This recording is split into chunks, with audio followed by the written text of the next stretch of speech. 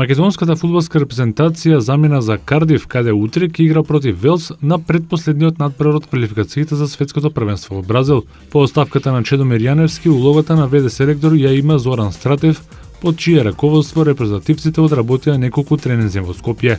Атмосферата во селекцијата е на добро ниво и фудбалерите најавуваат борба за добри резултати. Крис Конмен, селекторот на Велс, по 10 откази поради повреди, мораше дополнително да повикува нови играчи, а последен повик добија Джеймс Колинс од Вестхем, како и 16-годишниот играч на Ливерпул Хари Вилсон. За Велс нема да настапи ниту Герет Бел, кој е повреден. Ракометарите на Металург забележаа нова победа во регионалната Сеха лига. Во арената Борис Трековски беше победен Партизан со 26-21. Тие и натаму се единствениот непоразен тим во лигата.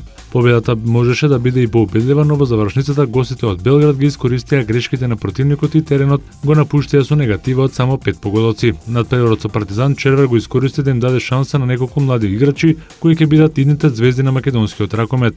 Шансата максимално ја искористи Филип Талевски, кој заедно со Павел Атман постигнаа по 4 гола и беа најефикасните во победничкиот тим. Голманите Никола Митревски и Радим Јатовиќ бранеа по една полувреме. Митревски забележа 9, а 2 повеќе во второто полувреме имаше Мијатовиќ. По овој дуел со Партизан, Металург утре патува за Шпанија, каде в сабота во меч од третото коло во Лигата на шампионите се среќава со Барселона. Надпреварот започнува од 16 часот и 15 минути. Рафа Надал, Новак Џоковиќ и Роџер Федерер се пласираа во третиот круг на турнирот од Мастер серијата 1000 што се игра во Шангај. Надал го совлада Долгополов со 6-3 и 6-2. Џоковиќ му даде само 2 гейма на Гранолерс во победата од 6-2 и 6-0, додека Федерер оствари рутинска победа над Цепи со 6-3 и 6-4. Во следниот круг светскиот рекет број 1 ќе се сретне со аргентинецот Карлос Берлок, кој го победи изненадувачки Иснер со 6-4 и 7-6, а Џоковиќ игра со Фонини. Дел Потро, Цонга и Мајер се пласираа во четвртфиналето. Утрово Мајер го изненади Ферер, кој го победи со 2-0 со 6-3 и 6-4, а Монфилс го победи Федерер со 2-1 во сетови 6-4, 5-7 и 6-3 и обезбеди осмина финале. Во другите осминафинални средби играат Николас Алмагро, Томаш Бердих и Станислав Вавринка, Милош Раунич. ЦСКА Москва одигра уште еден одличен надпревар со екипи од NBA лигата. Синоќа со вице-првакот на NBA нагости против Сан Антонио, дури по продолжението загуби со 95-93.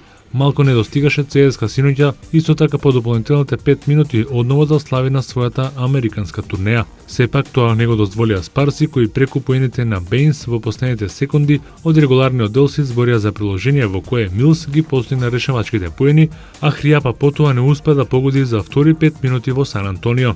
Така, актуелниот шампион на западната конференција спречи ново американско славје на гостите од Русија. Милс и Джинобили со по 14 поени беа најефикасни кај Спарси, за кои Бейнс додаде 12 коша.